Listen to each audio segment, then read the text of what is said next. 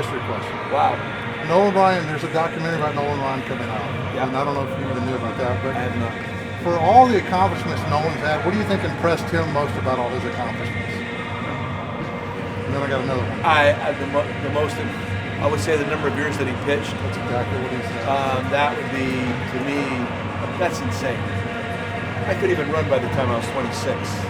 You know, and the fact that he's able to pitch on that level for so long, I think his second greatest accomplishment was that him and Jimmy Reese were best friends.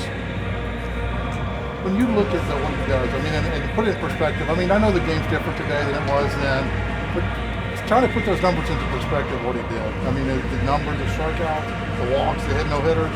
Yeah, I don't know if it could ever be permitted to be accomplished again. That's the best way to describe it.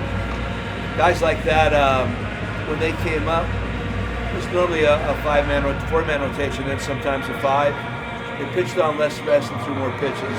I don't even know if there's something to be said for building up arm strength based on that.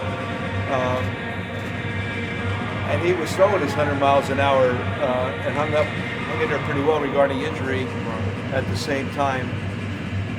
Physical anomalies. I mean, there was other guys, obviously, whether you want to talk about Gibson or Bob Veal or Jack McDowell or his son Sam McDowell, or just keep going, man. There was a bunch of guys back in the day. Sutton. I mean, I don't even know if it was that guys just hit injuries better. I don't know that. It's curious though. Guys are definitely throwing harder, more consistently. So the number of guys with heavy velocity, totally, way more than it had been. When I was a scout in the 80s, the guy threw 88. I could say it was an average velocity, major league velocity. 88. Now I think it's 93. So again, I don't know what that all means in regards to effort and recovery, or it also means more swing and misses. I mean, if these guys pitched back then, there would have been more swing and misses back then too. So not to be deceived about that. I don't know. I just respect so much what he did, and I've known a lot of the guys like him. I'd love to see it happen again.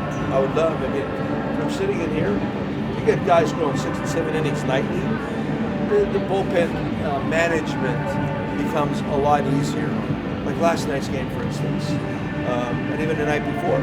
When you have to do that, and you're trying to match it up all the way, surely something's got a pretty good chance of going wrong. To nail it down like that consistently is hard, unless again you just have a little can or bucket full of relief pitchers, which most people don't.